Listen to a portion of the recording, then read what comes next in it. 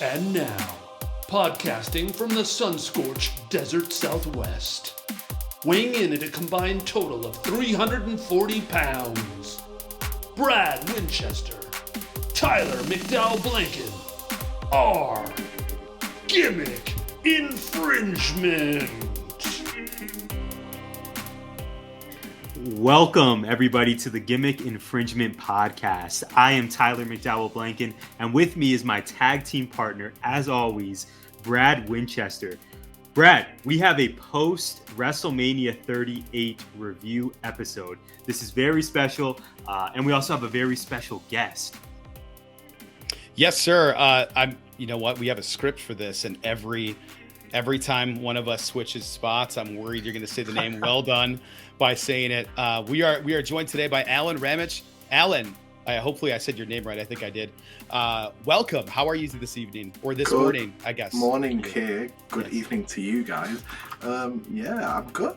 Tired, but good. You know, WrestleMania was great, so that gives me a bit more energy than if it was crap. I probably wouldn't be here if it was crap, so it's going well. We're doing well. Yeah, if it was if it ended the way the Rumble ended, I'd probably be I'd be throwing things at the walls right now. But WrestleMania ruled. This was a great weekend. WWE knocked it out of the park. I think they needed to, and they really delivered. Yeah, I agree. Alan, before we jump into our thoughts on this two-night event, tell us more about yourself. You are a friend of the pod. I wrote this down so I wouldn't forget. A friend of the pod, a fellow 19 Media Group member. You are a current Los Angeles Lakers but future Phoenix Suns fan. You are also Big Booker guy. Big Booker guy. Yeah, big Devin Booker guy. As big of a fan as me. You are also, we had to do that. You are also host of the Blipped In MCU podcast. Alan, we're so grateful you're here, man. Please tell us about yourself and the wonderful work you do. Yeah, so I host the NBA Chats podcast as well. Yes. Not released that in ages because, university sucks. But, we're getting that out of the way, so it's fine. We're almost there. I can see the finish line right now. Obviously, Blipped In.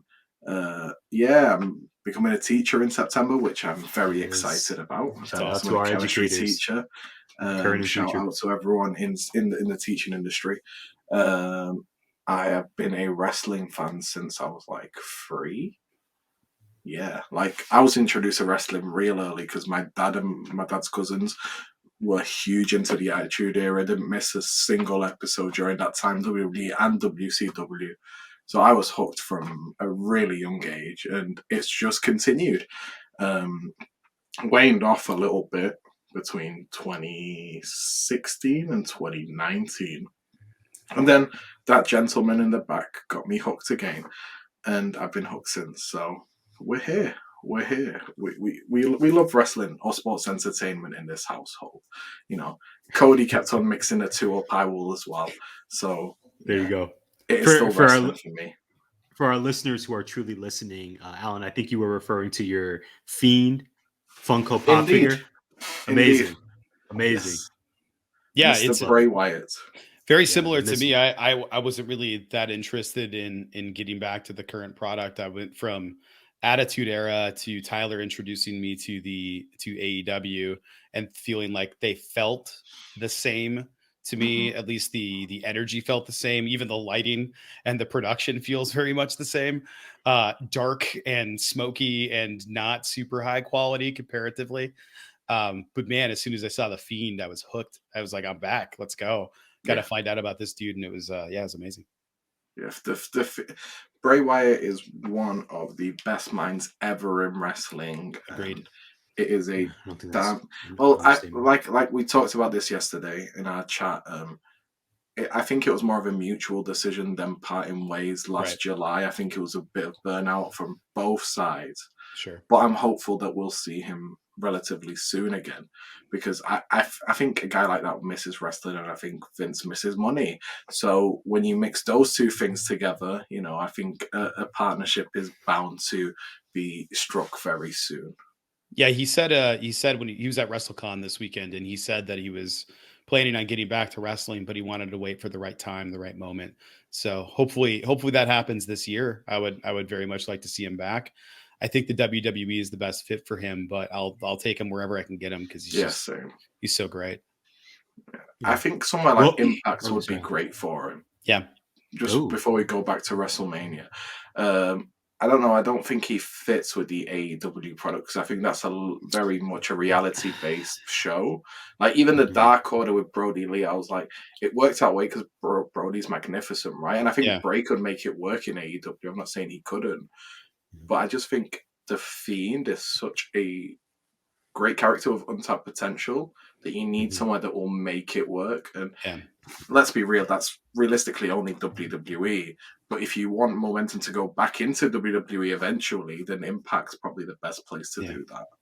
Unless he comes back as another cult leader, because I loved cult leader Bray as well. That would work. Something like that would work in AEW. But going Fiend route would absolutely not. Danhausen works in AEW because Danhausen he's just a weird guy. He's just delusional, right? Like he's just delusional. So it's funny that he thinks it works, and that's why it works. It's great. Tyler, should we dive in? Yeah, man, let's do it. You can follow all of us on Twitter before we really get into it. You can follow Alen at Alen Ramić 03. You can follow Brad at Winduster. You can follow me at Tyler J. McDowell. All the plugs here, guys. You can follow the pod at GI Pod 19 at 19M Group.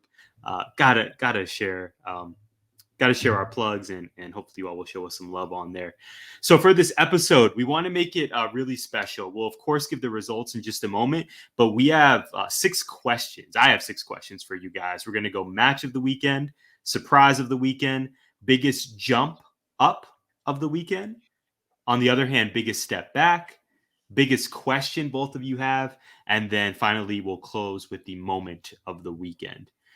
Brad, I say we give some results. I'll take night 1 results. You'll share night 2? Sounds good. Perfect. So night 1, we had the Usos defending their SmackDown Tag Team Championship belts against Shinsuke Nakamura and Rick Boogs. Very unfortunate Rick Boogs injury. Of course, we wish him a speedy recovery. The Usos retained. After that, Drew McIntyre defeated Happy Corbin with Madcap Moss. The Miz and Logan Paul, I can't wait to hear you guys' thoughts on that, defeated the Mysterios. Bianca Belair defeated Becky Lynch to become the new Raw Women's Champion. Cody Rhodes, a debuting American Nightmare Cody Rhodes, defeated Seth freaking Rollins. Charlotte Flair defended her SmackDown Women's Championship against Ronda Rousey successfully, even by nefarious means. And then finally, guys, what a surprise this was. Stone Cold Steve Austin defeated Kevin Owens in a no-holds-barred match to conclude night 1. Night 2, we kicked it off with I don't want to call it a rematch, but kind of a rematch. We had RK Bro defeating the Street Profits and Alpha Academy. Great triple threat tag match. Bobby Lashley defeated Omos. Short match. I don't know what else to say about that. Johnny Knoxville. Thoughts on it later, yeah. Johnny Knoxville defeated Sami Zayn by pinfall via giant rat trap and giant hand slap. I don't know what the hell happened there. Sasha Banks and Naomi defeated Queen Zelina and Carmella, and Rhea Ripley and Liv Morgan, and Natalya, Shayna Baszler. In an excellent 4-way tag Raw worthy match. Edge defeated AJ Styles. Sheamus and Ridge Holland defeated the New Day. Moving on, that was almost as long as the match. Pat McAfee defeated Austin Theory before Mr. McMahon defeated Pat McAfee. And finally, we had the Unification WWE Championship, Universal Championship match. Brock Lesnar versus Roman Reigns. Roman Reigns, of course, becoming the undisputed champion. There's a lot, but fellas, before we get to the question, night 1, 8, night 2's lunch. Yeah, just like last year, right? Just like last year. Just like last year. Box-like structure. Yeah. I think we're in total agreement there. Alan, you You're partial to night 1? Night 2 was really good. Night 2 was good, yeah. But it wasn't bad. We'll get into it. The Roman Brock match was a bit too short for my liking. New Day, Sheamus, Ridge Holland shouldn't have happened if that was going to be the case. Right. Omos shouldn't be on the main roster. And apart from that, it was really, really good. I really enjoyed the rest of it. But like, there was parts that you could pick up on. The only thing I could really pick up on night 1 is the lack of reception that Ronda and Charlotte got. And obviously Boogs getting injured just completely derailed the first match. So I don't really count that. But the only thing is but it was still a good match between Charlotte and Ronda. Yeah. It was just the crowd were not invested at all in it. And that's because of the performers, not because of, everything surrounding it. So I give that an asterisk. Yeah, guys, let's go ahead and roll right into our first question. What was your match of the weekend? Alen, I think it sounds like you have a lot of contenders for this one. If you had to choose, which one you rolling with? So I'm a boring old school guy. So I really, really enjoyed the AJ Edge match. I thought it was phenomenal in ring psychology between both of them. And I thought they built the pace really well. Started off slow, built. You got the Damian Priest, just random surprise. Obviously not a surprise because there was rumblings about it, but the way he entered was a surprise. That's not it though. It's Cody Seth. Like, wow. Okay. So it was, for me, it was between Bianca, Becky, and Cody Seth. Agreed. And the thing that swung it for me in Cody and Seth's favor was, I think that match went as perfectly as it could have gone in both Cody's head and in Seth's head. And while Bianca and Becky was phenomenal, I think there was parts that if you ask both wrestlers about, they'll say we could have done this, and this better. Not saying it wasn't phenomenal, it absolutely was. Whereas with Cody and Seth, it was like it basically went right from the first point to the end point of the match. It had everyone invested. Cody looked like $1 million, as did Seth. He was really, really good. Those two matches were both like there for me, and it was basically like, if you ask me tomorrow, I might say Becky and Bianca. It's just one of those things where those two are there for me. I just give Cody and Seth that little edge above those two. Yeah, I'm actually in total agreement with you in terms of those two matches being 1A and 1B for me. The Cody Seth match, obviously they got their moments in the beginning, and it was Cody soaking it in and giving him time to do all the stuff. But then the match started, and it felt a little bit too plotting for me. And then it really picked up, where that Bianca Becky match just right out of the gate, and it never really slowed down. It just kept going. The only spot in there that I thought, well, they definitely want that back, is Becky not getting out from the buckle nearly far enough on that flip and kicking Bianca straight in the face. Her eye looked jacked up. But I'm going to go Bianca Becky here, only because of the stiffest KOD I have ever seen.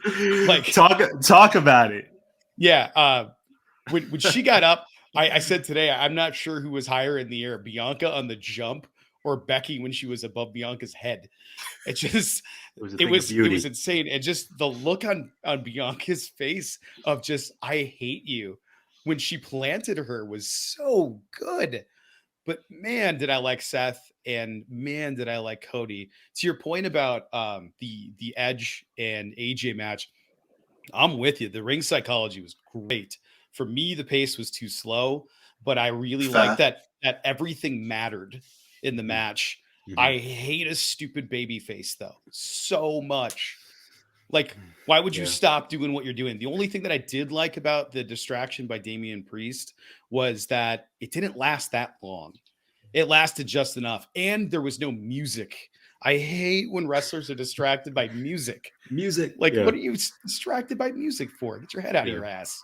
Finish the match. But man, it's hard to choose because there were such good matches. Hell, the Miz and Logan Paul against the Mysterios was even good.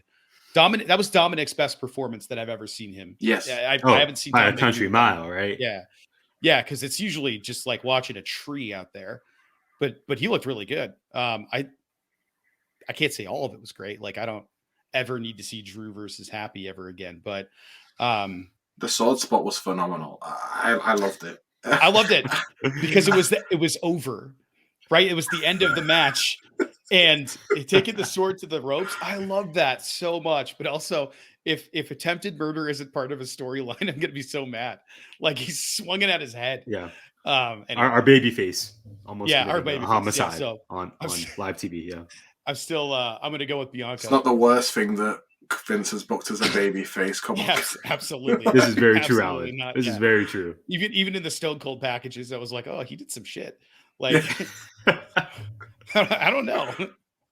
Tyler, who do you got? Yeah, shout out to our 5 days of Stone Cold from last week. Man, I'm in complete agreement with you guys. The two that stood out to me, I like your shout out, Alan, for Edge and AJ. I think I anticipated a 20-25 minute match, and that's exactly what we got. And just two of the best, I think, to ever do it.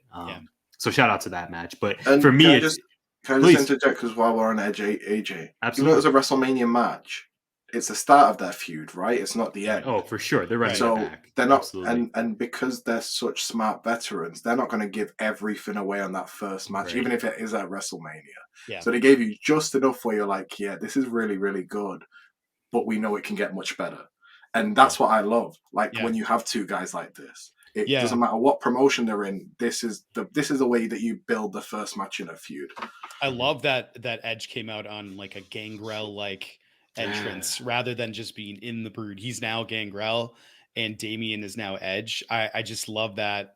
Even though Gangrel at the time wasn't that much older than them, I just love that sort of passing of the torch, and we're rekindling this thing because the coming into the Brood thing has been building for the better part of a year, where he's like, I got to go to that place. And he did the Brood entrance and started going there. I don't know. It makes complete sense that Edge is here now.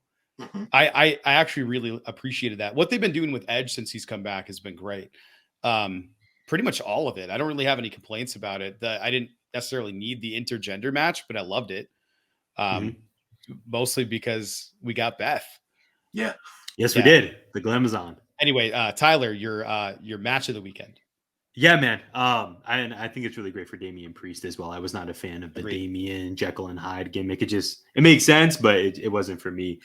Match of the weekend, as much as my heart wants to go with Cody versus Seth, I got to agree with you, Brad, and go with Becky and Bianca for all the reasons you mentioned, especially that KOD. Alan, when I tell you I got off of my couch in reacting to that, I mean, I'm such a Bianca guy. And this just even exceeded my expectations of what I thought the match would be.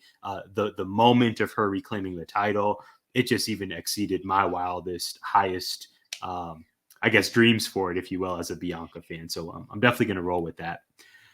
Second question, surprise of the weekend. Guys, is there any appropriate answer other than the American Nightmare, Cody Rhodes? Alan, we'll go to you first. Logan Paul being good at wrestling. It's not just good for a celebrity. He was just legitimately good. Yes. Yeah. Those three amigos. He was so smooth. The shimmy on the top. Yeah, it was great.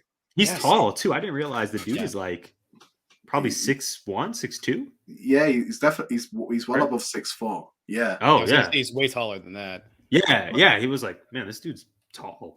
Let me check. He's only 6'2". Oh. Tyler, you nailed it. They probably build them at 6'5".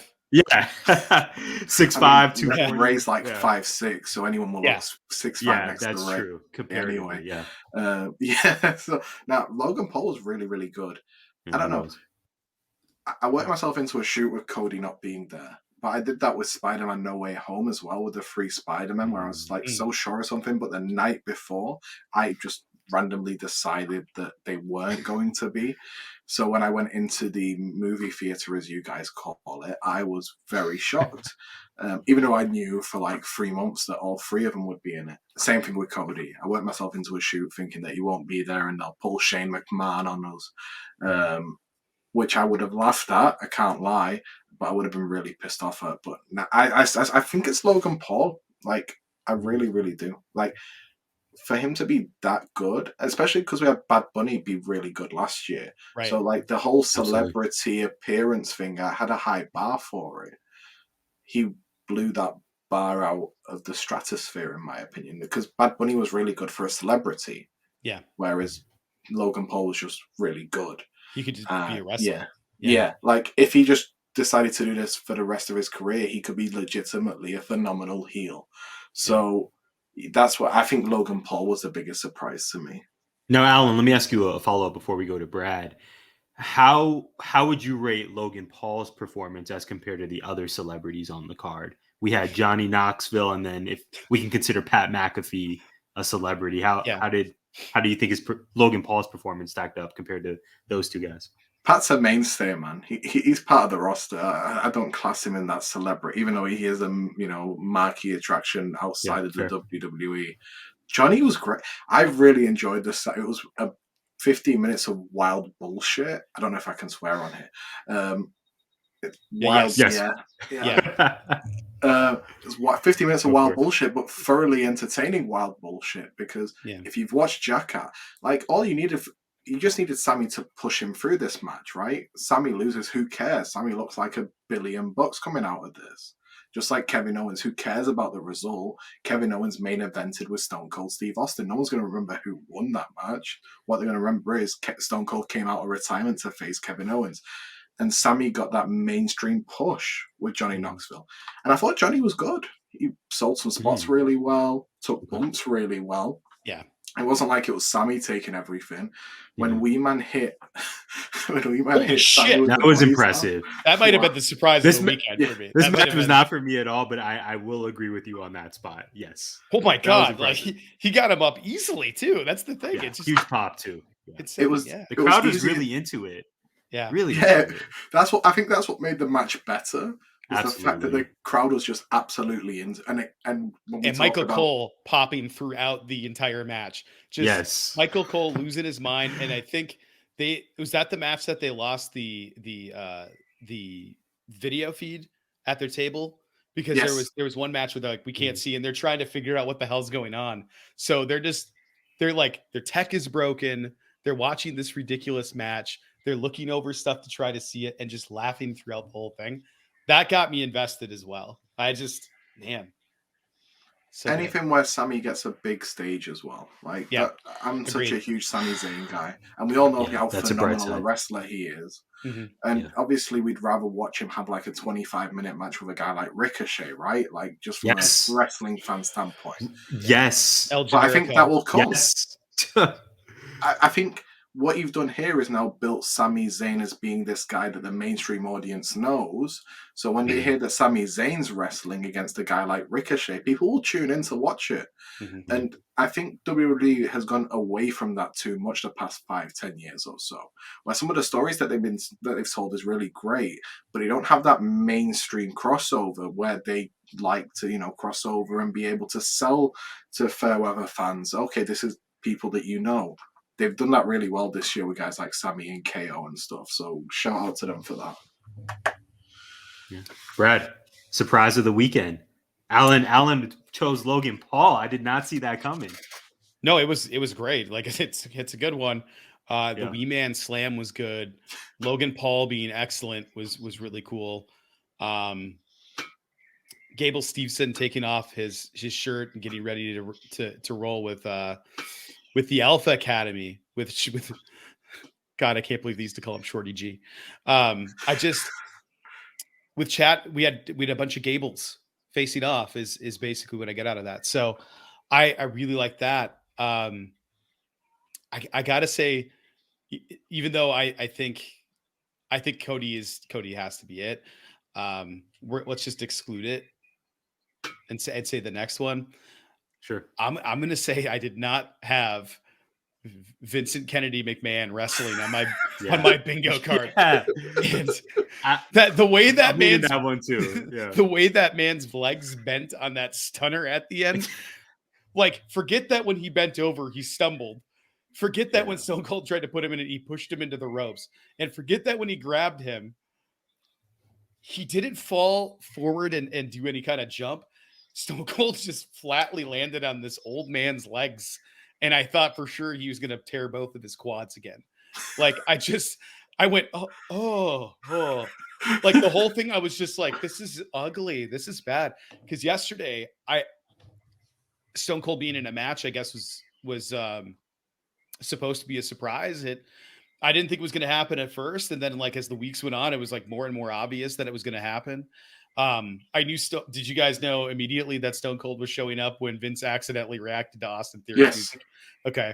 Like that was the moment, right? So that kind of ruined the surprise for me. I can't say that's a surprise of the weekend. Also, it's obvious. It's obvious Stone Cold, he's there, that if Vince is in the ring, it's gotta happen. The crowd's not going to be happy if it doesn't happen. But him beating up Pat McAfee, the football thing got me. The kick to the stomach got me. I thought all of that was great. It went on for way too long. I make that 3 minutes shorter, and I would have been happy if Stone Cold would have just interrupted it. But it was for me, that's probably, outside of Cody Rhodes, that's the surprise of the weekend for me. I like it. I would definitely lean Cody like you, Brad. But guys, I was really surprised that Charlotte won and Ronda lost. I thought that was, for me, probably as sure of a bet as just about any title match on this card, was that Ronda was going to take that gold home. So I was really surprised at this. It feels like you can chalk this up for WrestleMania Backlash, that they're going to run it back, and maybe that's where Ronda wins. But I did not see a Charlotte victory coming at all. I don't know what happened there. I guess I was just completely off base, but Ronda losing at Mania was pretty shocking to me. I think they did a really good job of this show, making Raw a must-watch episode of Raw. Tomorrow, sure. We know we're getting the Cody promo. We have the fallout with Charlotte's on SmackDown now, right? Yeah. Mm-hmm. Yeah. Correct. SmackDown Women's Champ. Yeah. Well, I don't want to watch that. I really wanted to see. I was like, oh man, this is going to be good. And then I realized, oh wait, that she's not on there anymore. She's on SmackDown. That's how long it's been since I watched. I don't think I've watched any of it since the draft, outside of a couple episodes of Raw. The birds are happy about it too. It is morning there, huh? Yes. Yeah. I was just like, wow, it's so nice. Very serene. Yeah. Out here, we hear snakes and bugs. Yeah, I don't know. I was just really hoping for Bayley to show up. That's tomorrow or Friday. It has to be Friday. Bayley or Asuka, one of them will show up Monday, one of them will show up Friday. That's what's going to happen. Because both women's divisions need a new injection of personality, and obviously they're two of the four best women's wrestlers in the WWE. Is Shotzi hurt? I think so. I don't know. Where the hell is Shotzi? I know Asuka was reason, right? I don't know. If Bayley comes back Friday, where do you guys see her in this picture? Does it just become a triple threat? At Backlash? Yeah. Simple Makes as that. Makes more sense. Yeah. Wow. You can't not have Ronda in there. The easy answer is Bayley. Yeah. Bayley. Okay. I think I like the sound of that. I think that even though Ronda came out and refuted those reports that she was not happy that she was the main event, she was not happy that she was not the main event. She's not been happy this entire run. I don't know if you remember when she came back, I was actually quite happy because her first run in WWE was legitimately good. She was a great moment. She was a charisma just vacuum. Yeah. She was really good in the ring, and we got Becky Lynch being this, uber popular figure out of it. So I categorize it as a success, right? The second one's been a bag of piss. It's been so bad. Legitimately. She doesn't seem interested. She doesn't like the fact that people just don't gravitate to her naturally. She can't speak on the mic. People already have fatigue over Charlotte Flair, and that's not saying that Charlotte isn't a magnificent in-ring worker or a great heel. She is both of those things, but she's been overexposed to the point that people are just sick of seeing her now. It's not even heat that you want. It's go away heat at this point for Charlotte Flair. She needs some time off. which isn't like, again, I'm not saying it because Charlotte's bad. She's not. She's legitimately phenomenal. But at the same time, people need a break from having Charlotte in the title scene. Yeah, when she returned last year, she had been gone for a while after she had some trouble and she had to have some surgery. She came back as a babyface, and it was different and it was fresh, and then it went away in like a month, and then it was we're back to Charlotte again. She was out the title scene as well, and it was great. Yes, because we saw a brand new side of Charlotte, and I'm like, couldn't we just run with this for like another 3 months? Yeah, cool. You want to build to Rousey Flair, but you could have at least given us a bit more time with Charlotte away from the title scene. That's what I think, and I think they tried.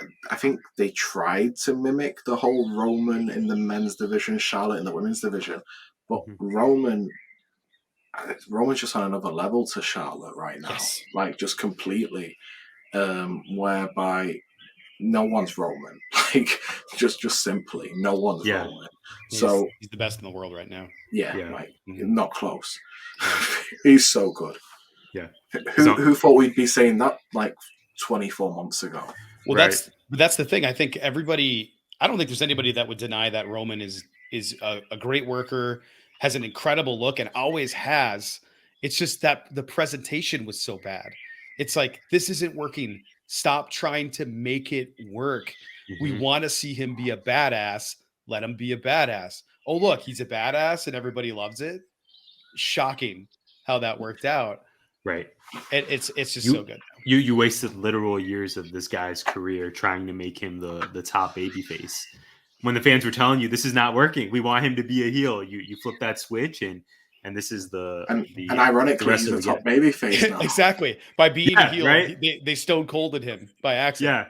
Yeah. I'm sure we'll have some more Roman Reigns talk very, very soon. So, guys, this next one, I am really, really curious to hear your picks. Biggest jump of the weekend. So if we look at this card, if we specifically focus on the winners, some pretty important victories here. The Miz and Logan Paul won, and then the Miz turned on Logan Paul. Skull-crushing finale, big reception. I spoke about my love for Bianca and her victory. We have Cody, we have Charlotte, Stone Cold, Bobby Lashley, Sasha Banks, Naomi, right? The list goes on and on. Alen, for you, who made the biggest jump forward after this WrestleMania weekend? So, you guys watch AEW a lot more than me. I watch it most weeks, right? I watch all the pay-per-views. Cody, I find it hilarious that Vince said to him, if it isn't broke and we're buying the American Nightmare, it shows that Vince doesn't watch AEW because Cody sort of like just lived in his own little universe in AEW. And obviously the character's great. I think the American Nightmare's phenomenal, like really magnificent, but it just didn't work in AEW, right? I think it's much more of a WWE tailored character, and I think he'll absolutely propel to be a megastar in WWE. I think he's already there just off one night, which says a lot about Cody Rhodes as a worker, because I think he's magnificent. But like the biggest jump for me is Cody, because this could have gone really bad. He could have just been another upper mid-card guy, whereas now you're like, he's the top guy on Raw. Like, objectively, after that, and obviously Seth has a lot to do with that, because, you know, you being on a stage with Seth Rollins like great that. Great dance partner, right? Yeah. It doesn't get better. Like, I think we were talking about it where, like, 3 of the best 6-7 wrestlers in the world are all the Shield guys. It's insane. Yes, you brought that up. Yeah. It's true. So, Seth's unreal, and he absolutely deserves everything. But Cody's the top guy on Raw after WrestleMania. Maybe KO.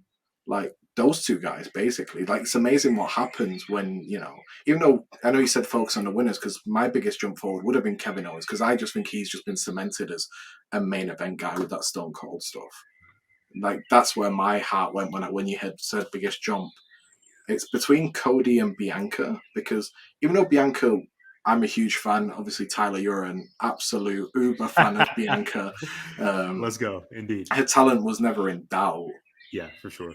This was the moment that she went, okay, She's on Becky Lynch's level. She's on Sasha's level. She's on Bayley's level. She's there now. There's no more like we're building to it.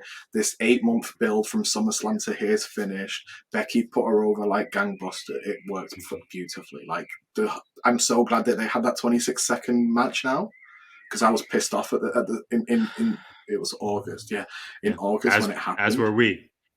But now it makes sense seeing the entire story pan out. It really does. Mm-hmm. I'm going to go Bianca because I didn't pick Bianca for match of the weekend. Biggest jump is Bianca because she's now a megastar. You know that's music to my ears, Alan. Brad, what say you? Man, I'm having a hard time with this. It's a tough one. But it is a tough one. So I think there are a couple of answers, and then I'll be a contrarian. Cody jumping over to WWE and then immediately skyrocketing.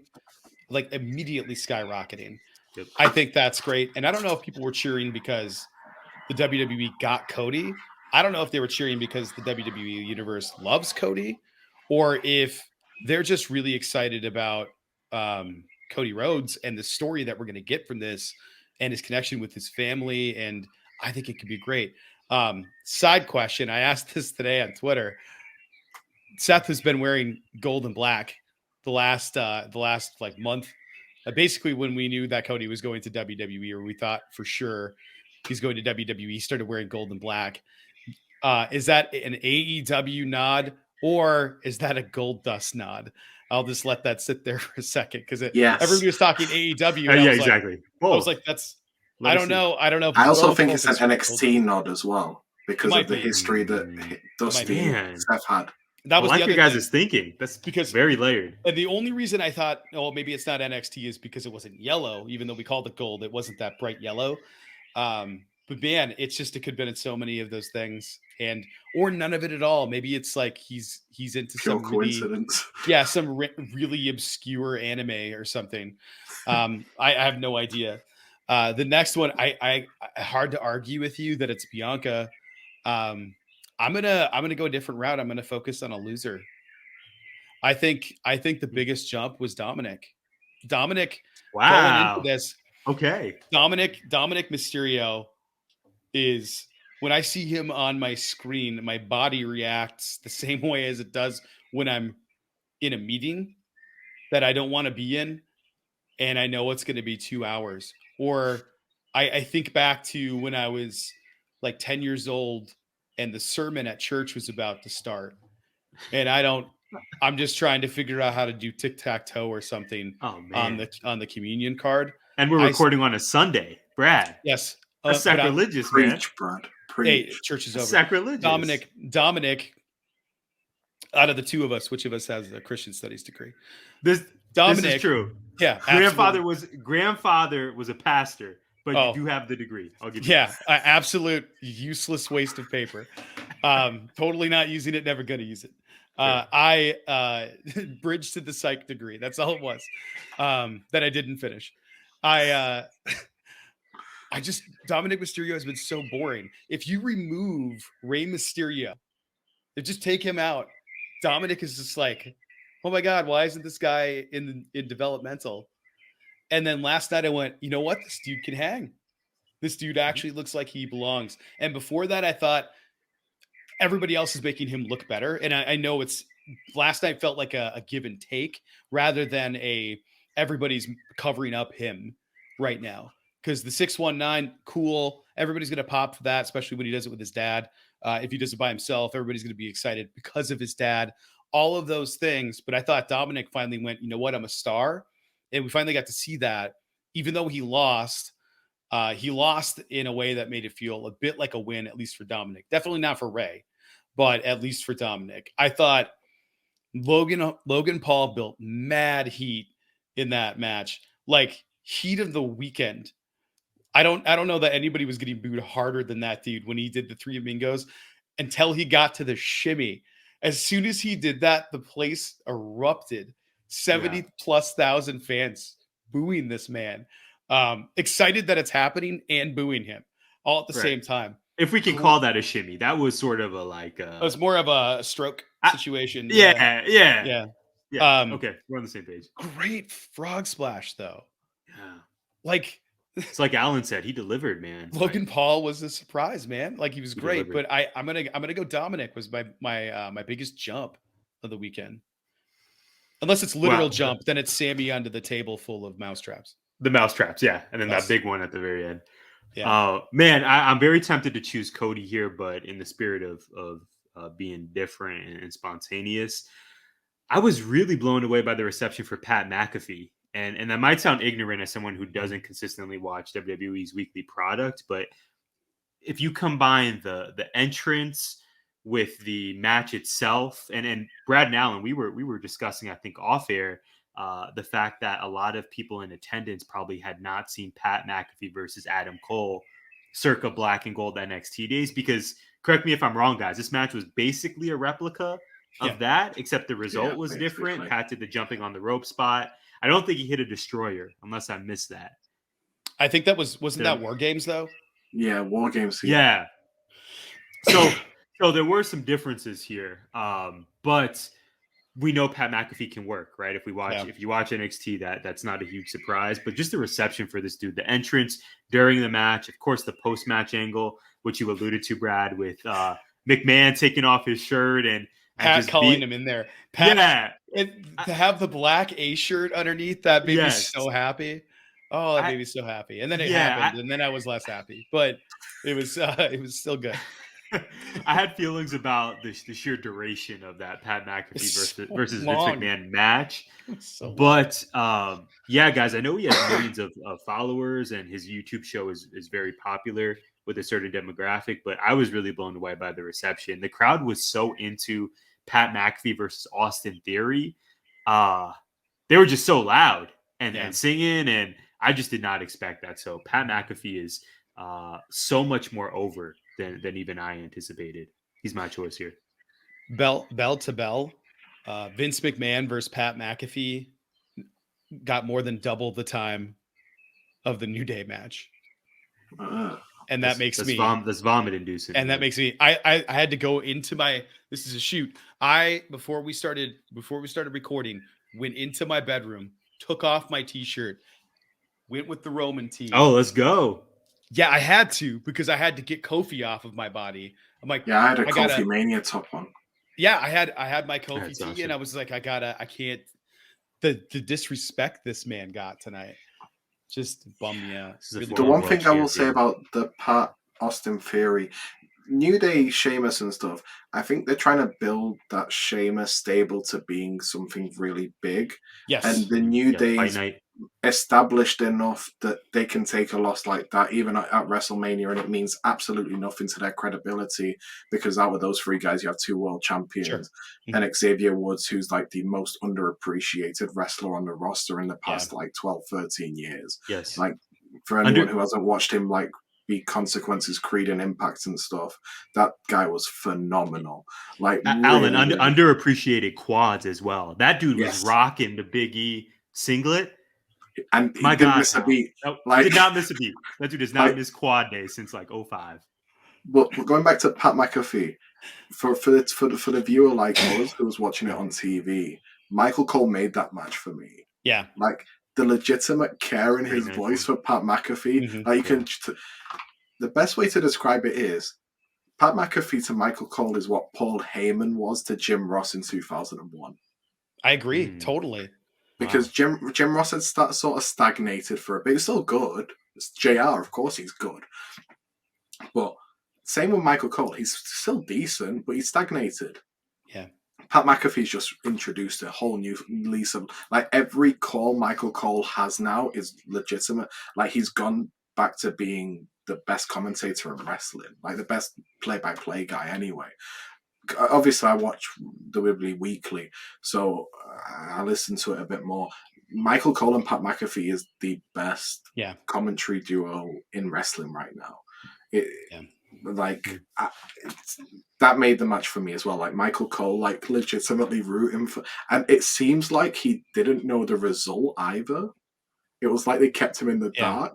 Because I've never heard him be so, like, vociferous on near falls and stuff. And I was like, you have no idea what's going on. Vince has purposely left you in the dark. The only time I've seen him or heard him that animated recently was when he was screaming when Cena showed up.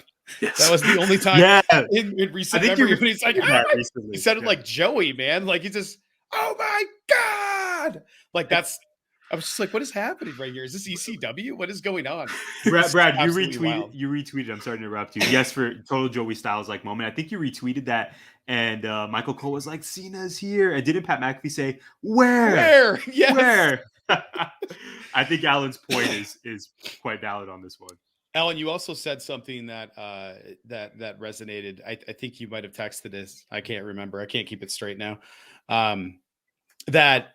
That New Day Sheamus match, I would have been fine with. I know the guys wanted to have their moment at Mania, but I would have been fine with that tomorrow night and give them the time. Like if you're not going to give them the time to do it, don't do it. Just like I'd rather have them not on there at all than what they got. And that's the part that disappointed me. It was like you got your entrance and then this shit, and then you made Pete Dunne look like a toddler. That could have been the Pete Dunne beating people up at the end. That could have been great after a longer match where he just looks like an absolute savage. But here the match was basically a squash, and then Pete Dunne teeing off on him and everybody laughing. It was just weird. It didn't feel right. Yeah, the Butch character is one that I struggle with. Happy for Pete being on the show, but also I just miss the Bruiserweight a lot. Guys, let's look on the other end of things here.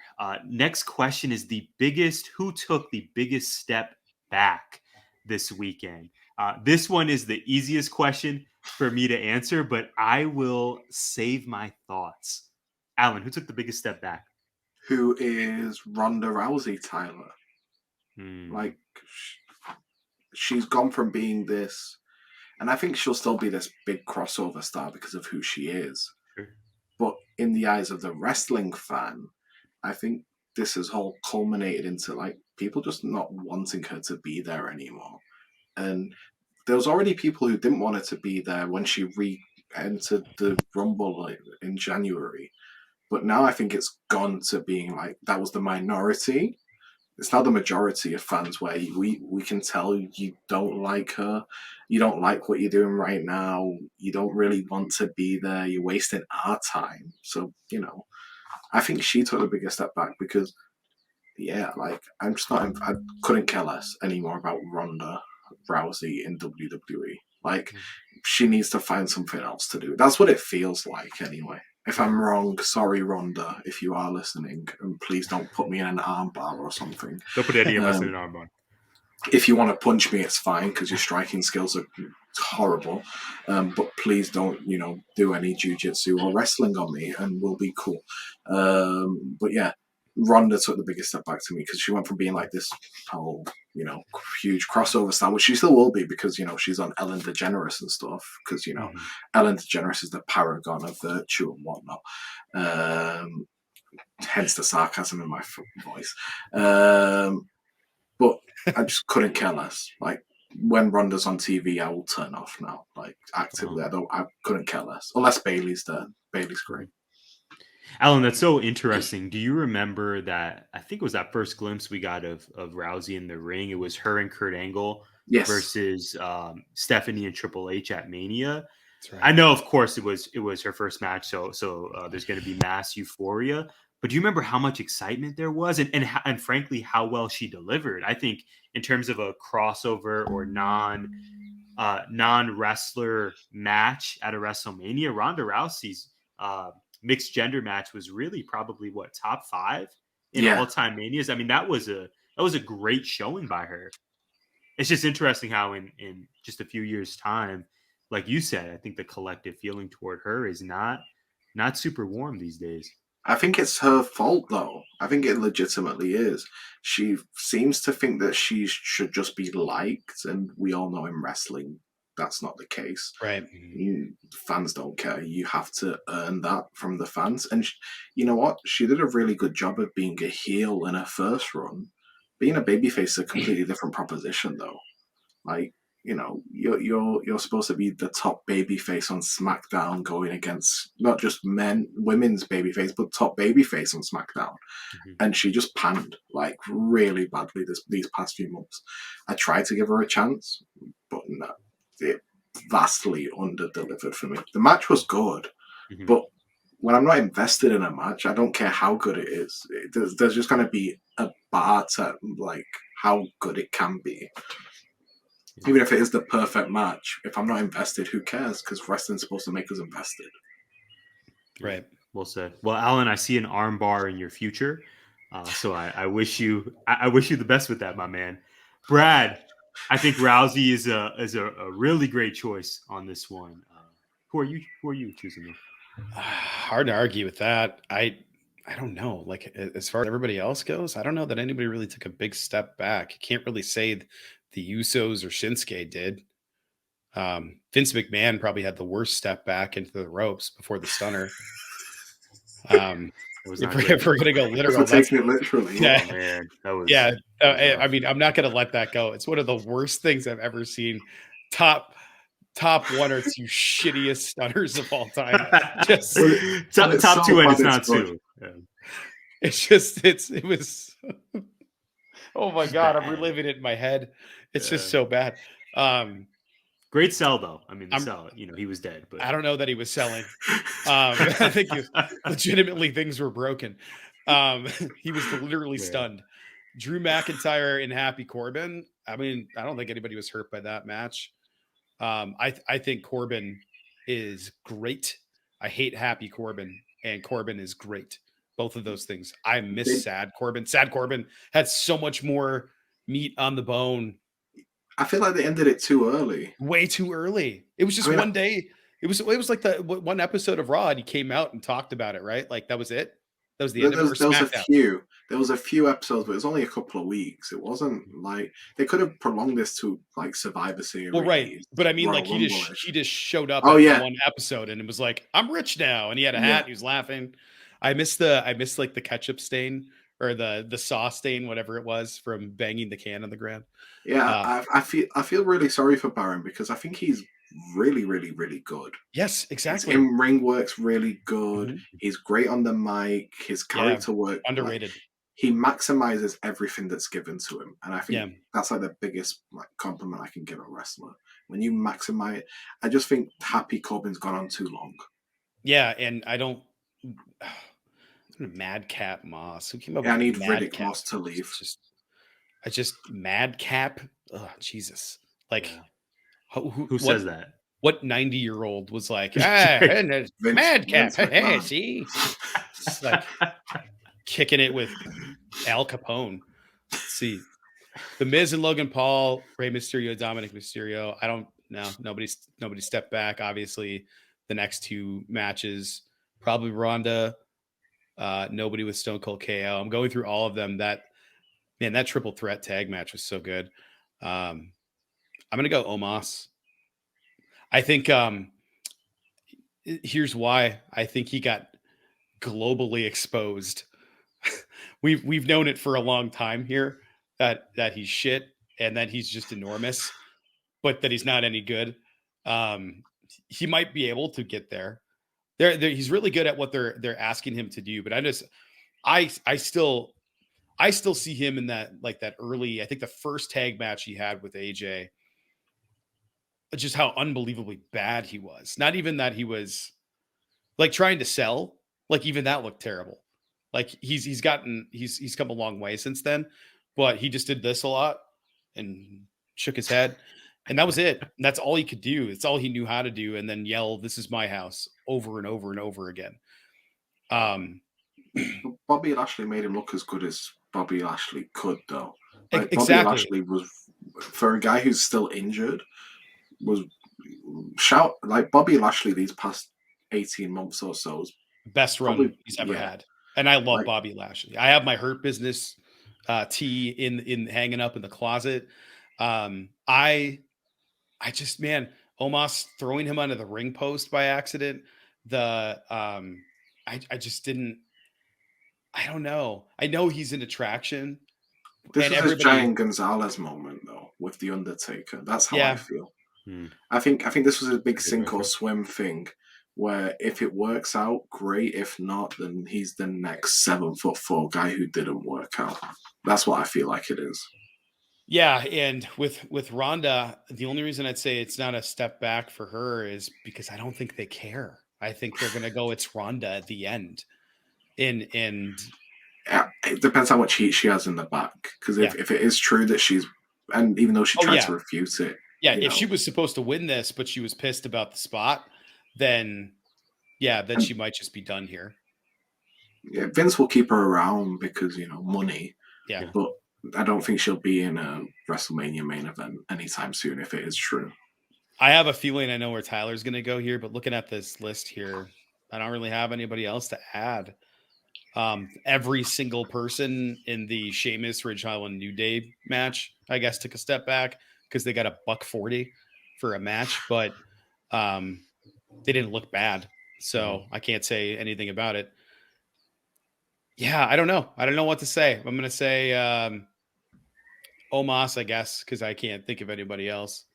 I think you're probably right about Ronda. Tyler. Yeah. Well, Brad, let me flip it back to you. Dare I ask who you think I'm going to say, or do you want me to just 100%. roll into my soliloquy? I feel like 100% you're going to say Sammy, but I would probably disagree with that. Yeah.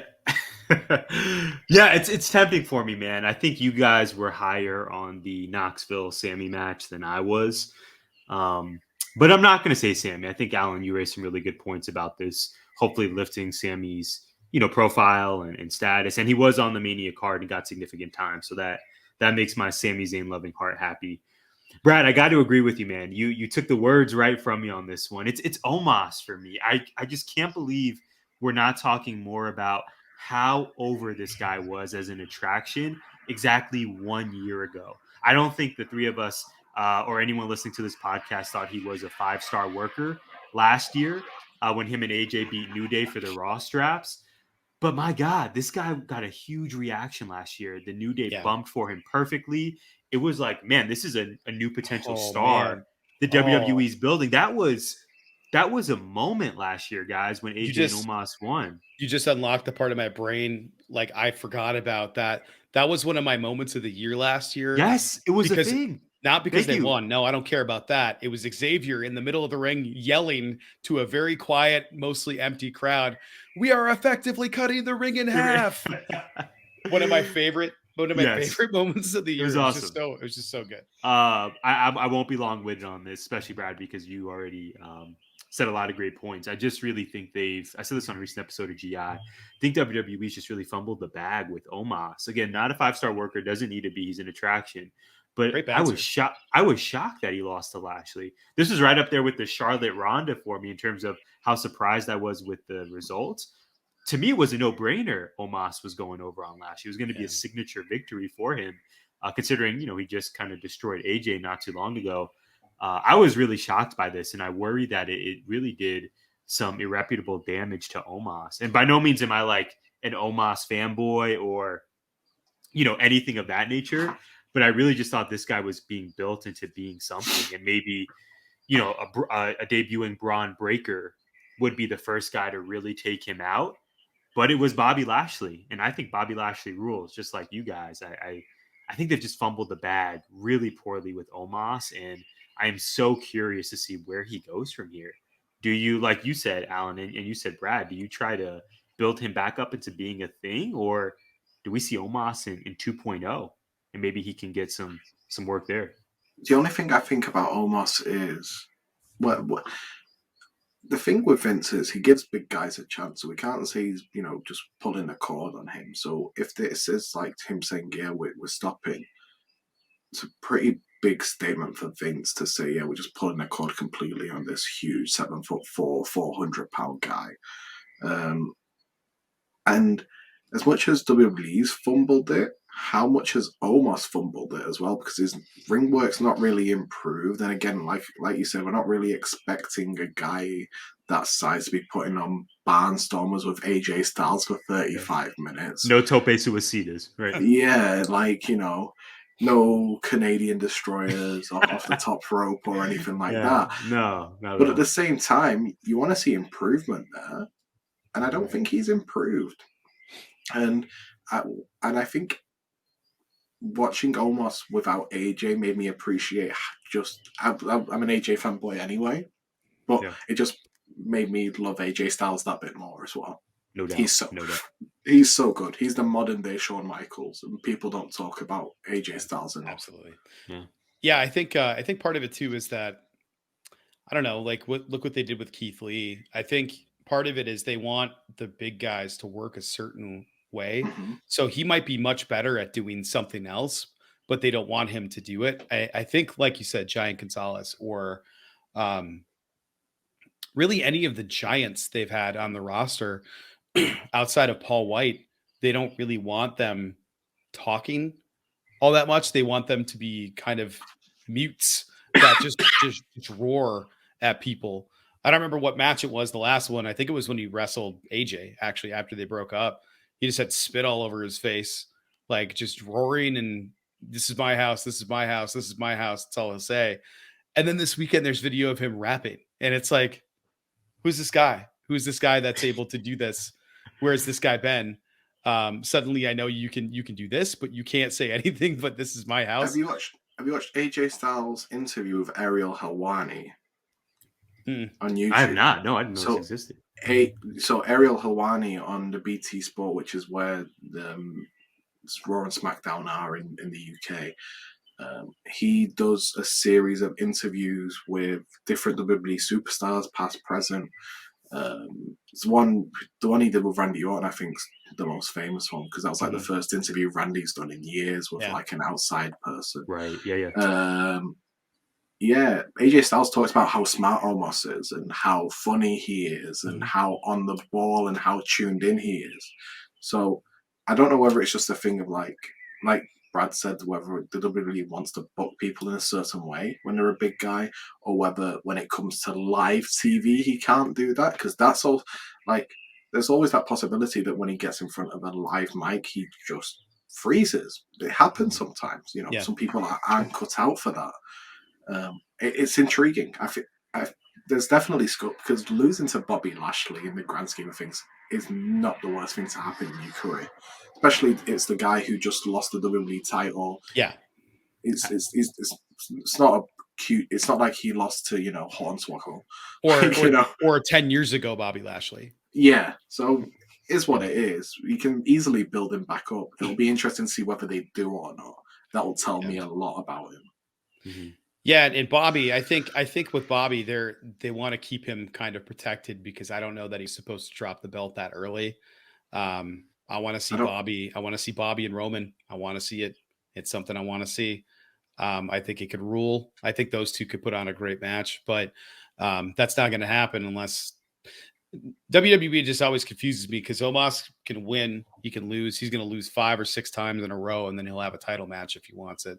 It just depends on what they want to do with that stuff. So I'm not really too worried about him losing. I just didn't think he looked good outside of, like, it looked like he could do 3 things: pick people up and squeeze their head.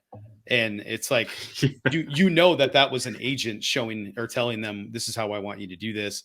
A monster would just grab their head and squeeze.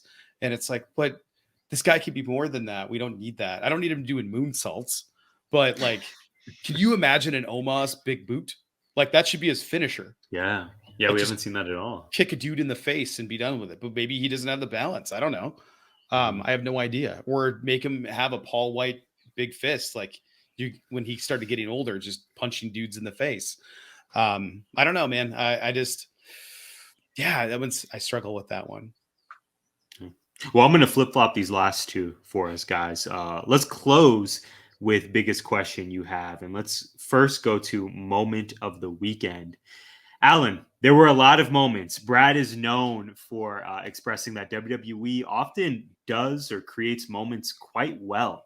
Really effective in that regard.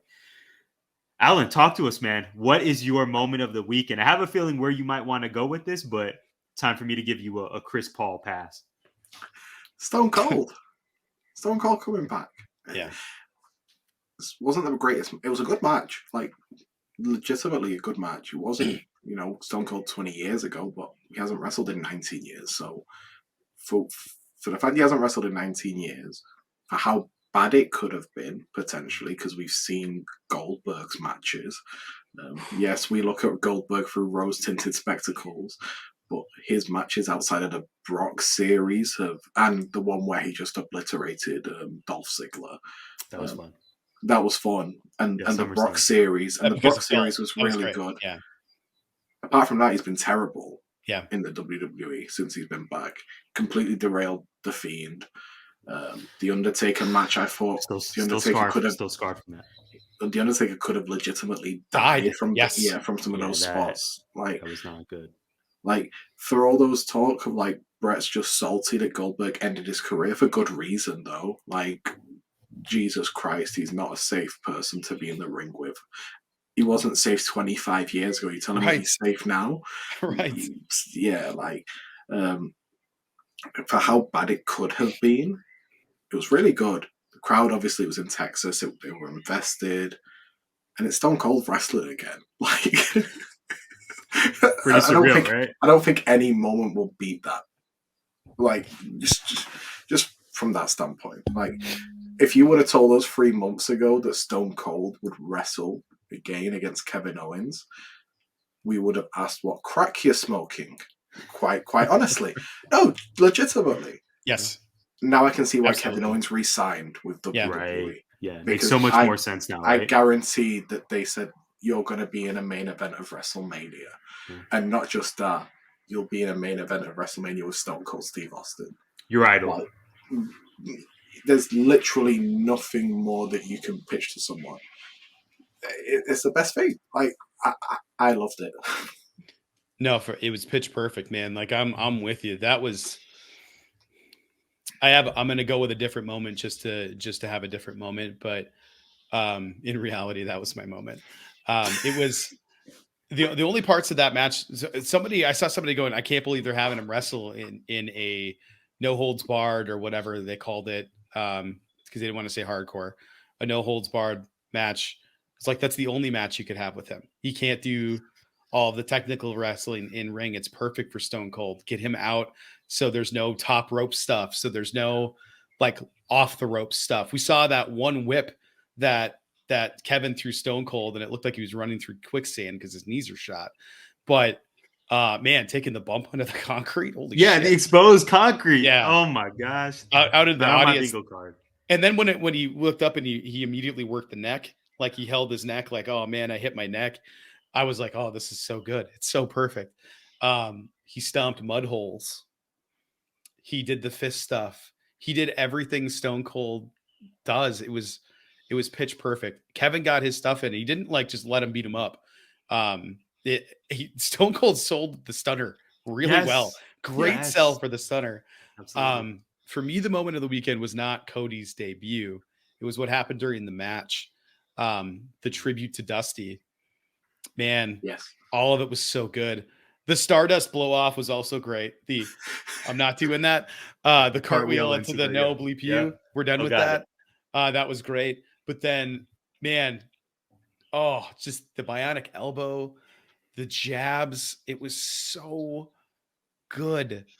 It was so good. That made my heart smile. I was already beaming, grinning ear to ear. And then that happened, and I got a little misty. I'm not going to lie. And it was incredible. That was my moment of the weekend.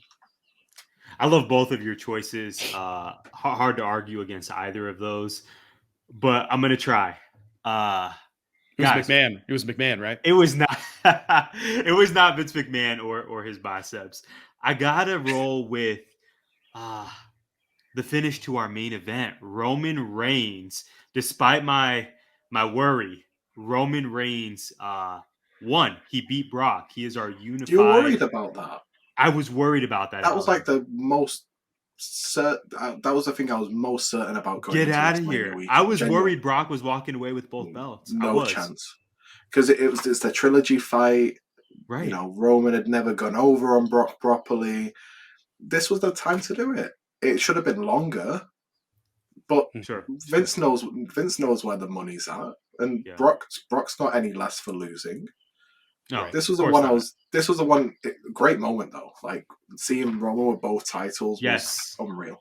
Yes, and I think both of us and probably a lot of listeners were pining for. Oh man, maybe we get The Rock here. Maybe we smell what he's cooking to close the show. Like they put up the graphic. Thank you for watching. Or cooking. As I spelled it. Shout out to our Twitter thread. On fire with spelling today. Just on fire. No, guys, I think that was big. Alan was more confident than I was in this. Brad, I think you were maybe somewhere in the middle between Alan and I in terms of your confidence that Roman was going to win.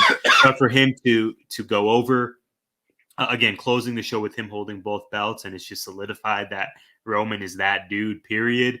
Man, like, again, as a Roman Reigns fan, I just made my heart really happy, and I think really just solidified that his reign, total pun intended, I mean, it's up there with the greatest in WWE history, is it not? I think what he's done the last 2 years as champion, he's been booked to be unstoppable. He's had some of the best given us some of the best television in recent WWE history.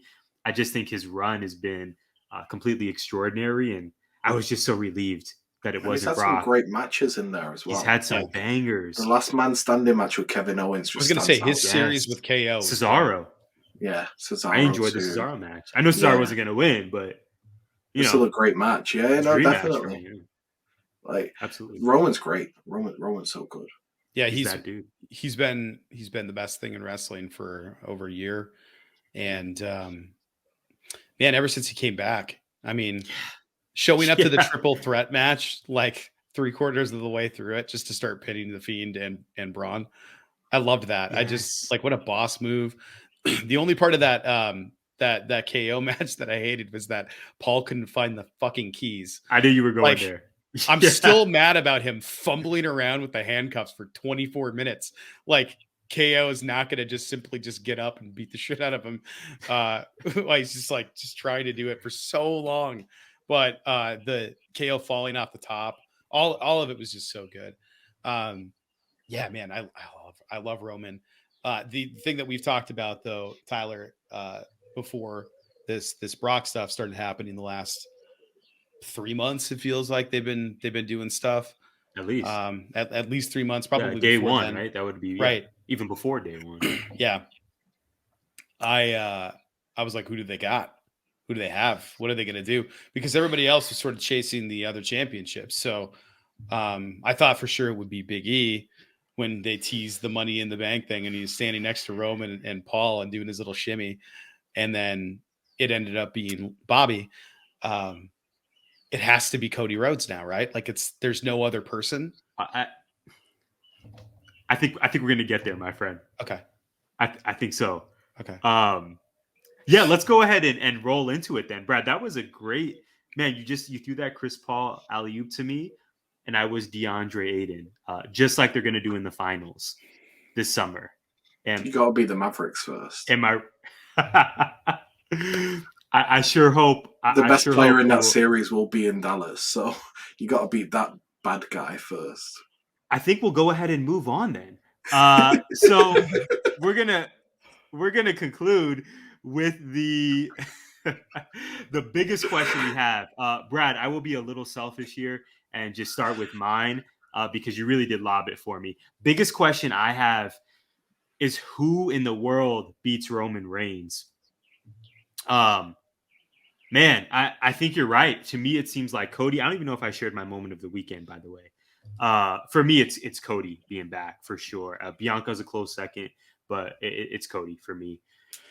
And then the biggest question I have, I want to ask you guys. For me, it seems like it has to be one of three people at this very moment. Option A, the American Nightmare, Cody Rhodes. Option B, Braun Breaker, who lost this weekend. That was a very huge shocker to me. Way. Option C, this may be a Hail Mary, but option C, Dwayne Johnson, our friend The Rock. Out of those three, and let me know if I'm forgetting anyone, guys. Out of those three, Veer is coming. Veer is coming, sir. Tomorrow. Tomorrow, guaranteed. Yes. Out of these three, Cody does seem like the most likely to me. Yeah. Just a huge huge intro for him. The like you said, Alan, the presentation, the match itself. This guy is a big deal, and I hope he's going to be treated like that. I want to know who beats Roman and when. Right now, I'm going to say Cody. And I really don't think a potential Roman Rock match needs a title at WrestleMania LA. So, I mean, damn, maybe as that's soon what as I think as SummerSlam, well. as soon as SummerSlam, Cody can Makes the take it most off sense. Roman. And Yeah, and what do you if, guys think? yeah, the Rock Roman thing, I think is it's for the family, right? Like it's Absolutely. Who's the it's head about of the table? who's the head of the table, right? Yes. Like that's so much more important than a belt. That story writes itself. It's easy. Like, let me throw all my money at it right now. My question. Okay, so I'm going to read you some names.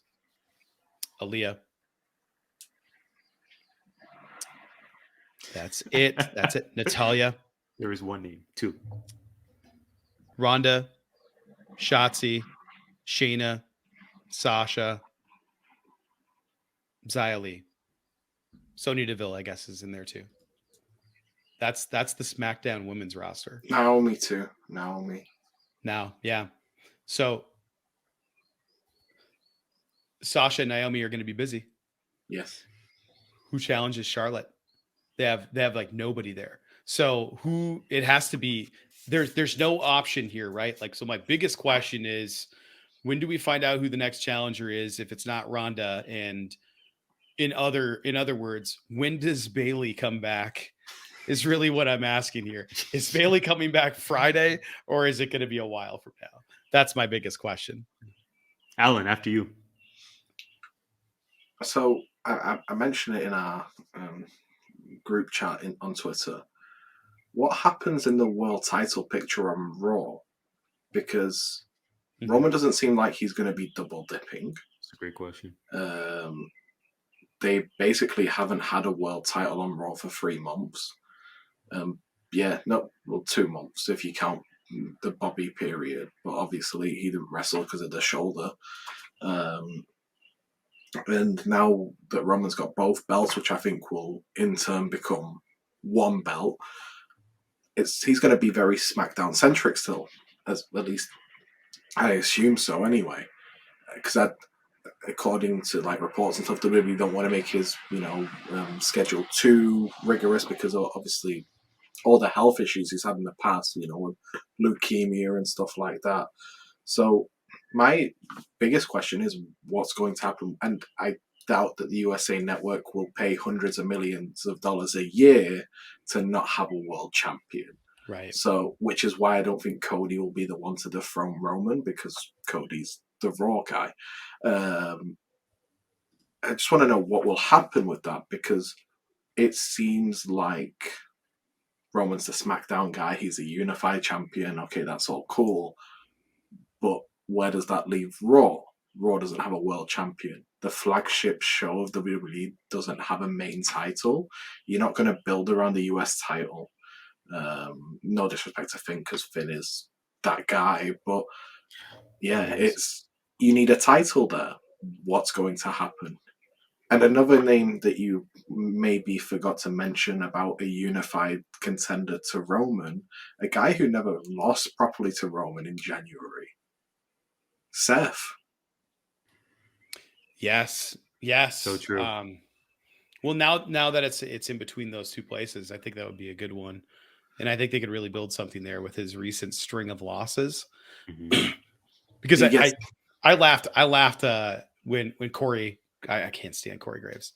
When Corey Graves was on commentary, and he said Seth has been operating at the top of his game for the last several whatever, and I was like, he just lost 3 straight matches or 2 straight matches. Yes, I know they were like, one of them was a DQ. I don't care. He lost, and then he lost tonight. I just stop it. Stop lying to everybody. But I would love to see a Seth Roman run it back and really build on that story, because what they did, that the beginning of that match was incredible. Mm-hmm. Coming down, the Shield music played, the best. So good. I was so hoping for the blonde streak, but my God, that whole thing was so good. I would love to see them do something else again. Great match too. With Money in the Bank on the horizon, Seth would be like, because of the losing streak, you can build a story and that get to Money in the Bank, have him win the Money in the Bank match, and he be the guy, the architect, Seth freaking Rollins, whatever nickname he's using because he's that freaking good. He'd be the guy who outsmarts Roman Reigns in the Bloodline and gets the title off him. And then Cody beats Seth. Yeah, and sorry, Alan, and you can play off the history of Seth cashing in on Roman at WrestleMania, right? In Levi Stadium, arguably the greatest cash in of all time. History repeating itself. History repeats itself. Man, I love that. I love that. That's a great call. Oh, you guys got me thinking. I do think Raw will have its own world title by the time we get to Money in the Bank anyway. I just hope that it's not a monstrosity. Or it's not like called like the WWE Galaxy title or something stupid like that. Because, I think they did the unification because they want the Universal title to be directly lined up to the WWE title lineage. I think that's why they did it like this. Yeah, it's interesting because we've already had this happen one time, right? Like when WCW and WWF merged and we had the unification match and Chris Jericho, undisputed champ. And then the belts were one belt, and then they were not one belt anymore. And then they were kind of one belt, but they split them, but then they went away, and then they got new belts. And now we have what we have. I'm with you. I said the exact same thing. What are they going to call it? The Galactic Championship? Be incredibly stupid if they did something like that. I don't think they will, but I don't know.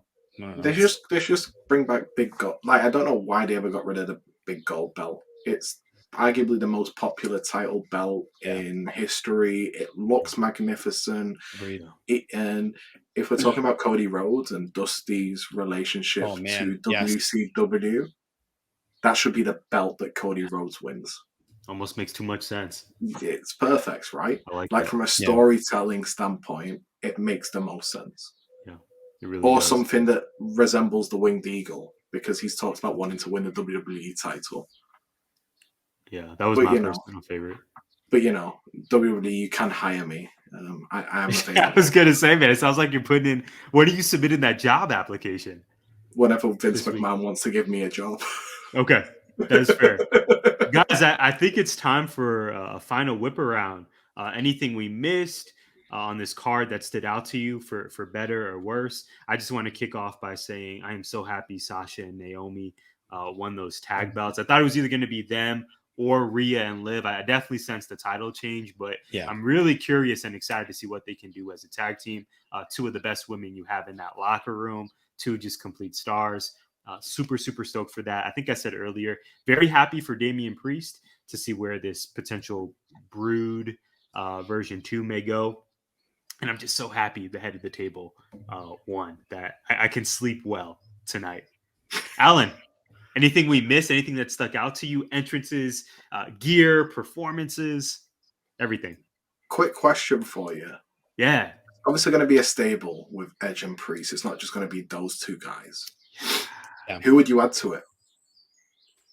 For me, it doesn't have to be in depth. It's just quick fire. Yeah, no, I actually already thought about this, my guy. Tommaso Ciampa for me. Yeah. Absolutely. That's the one I was thinking too. Makes the most sense. Most sense.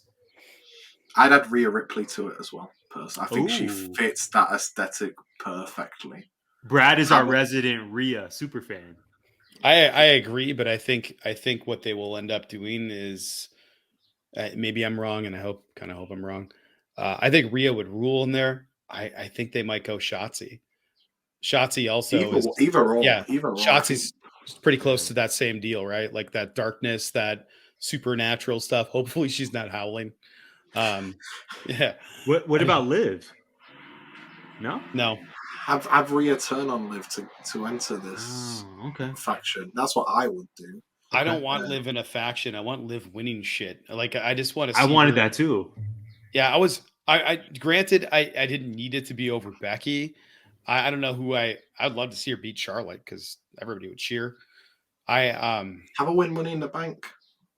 Yeah, that's what they should do. Yeah. But yeah, Alan, that was my big thing. who would be part of Edge's faction, because that's the one that's interesting for me, because I think this is going to be a pretty big deal for whoever's part of it, because Edge is one of those guys that, for better or worse, Vince McMahon absolutely loves and will absolutely listen to, just like John Cena, just like Randy, all of these guys. Mm-hmm. Yeah, I think also a stealth name to beat Roman, even though people might not like it. Riddle will absolutely get pushed to the moon very, very, very soon. Yeah, I can't wait for that. Actually, I love Riddle. Like I love what he's so doing. Entertaining. Yes, and he's so good in the ring, and you can find what Riddle needed was a guy like Orton to be like, Vince, this is the guy, and he's got that, which is I'm so excited to see Matt Riddle in the future. He should be world champion in the next year or so. Agreed. Brad, take us home. I don't know if I have anything. I'm going to be disappointed here. Like I'm looking at the Gimmick Infringement is a part of I'm looking at all the stuff here. Thinking about what I could add to this, but I think you're right. I think I have to end it. I think it has to be me taking us home. But I really wanted to add something. I got nothing, man. What else did we miss? I think we covered it all, man. I think really this was just for you and I, at least, Brad, a really great bounce back for WWE. You guys alluded to it earlier when we think about the most recent major pay-per-views, the Rumble, Survivor Series. They left a lot of us feeling extremely disappointed for myriad reasons. I think this weekend was universally praised.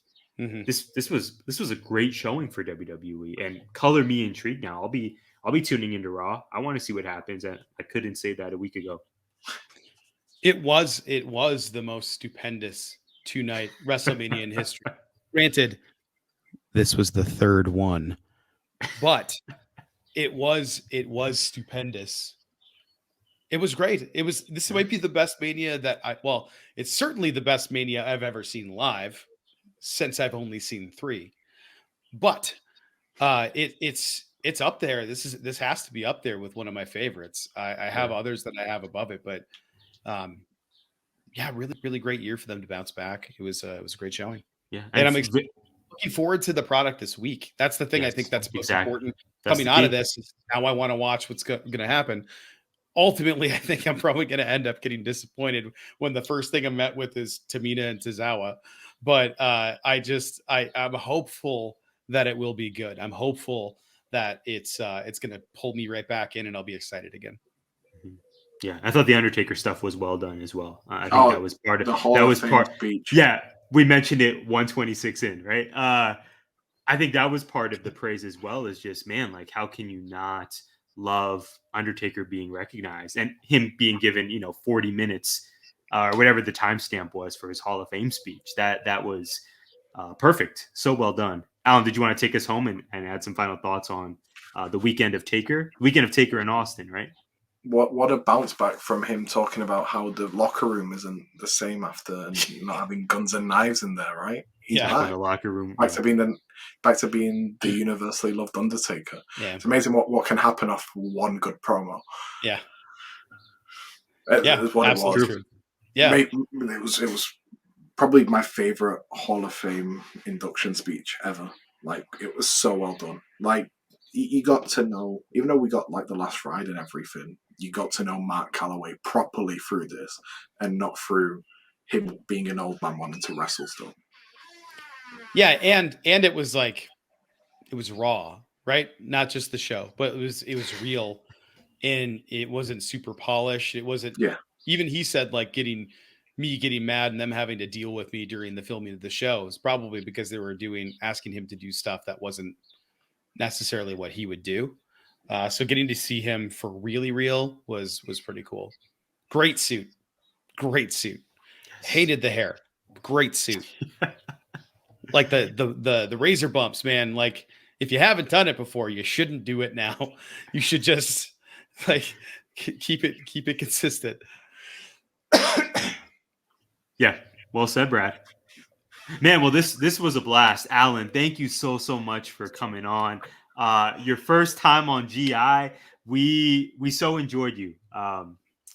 Hopefully this is not the last time. I was about to say, I can talk wrestling whenever you want me to talk wrestling. Let's go. Like, I'm here. That's awesome.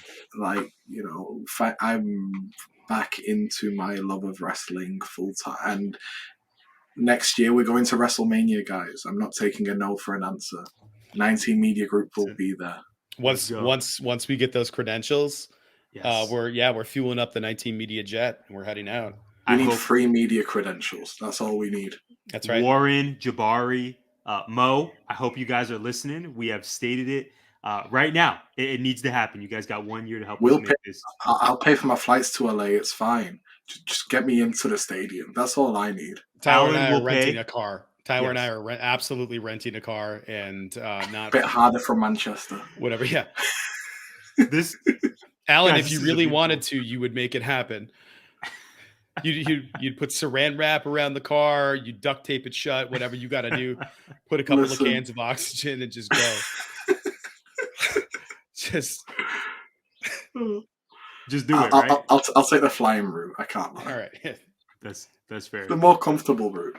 Yeah, that's fair. I love it. In 1 year's time, this will become a reality. Alan, thank you so much again, not only for your support of GI, for coming on today. I hope our listeners will give you a follow again. He is at Alen Ramić 03. Brad is at Winduster. I am at Tyler J. McDowell. Brad, what a fun episode, man. I had a blast.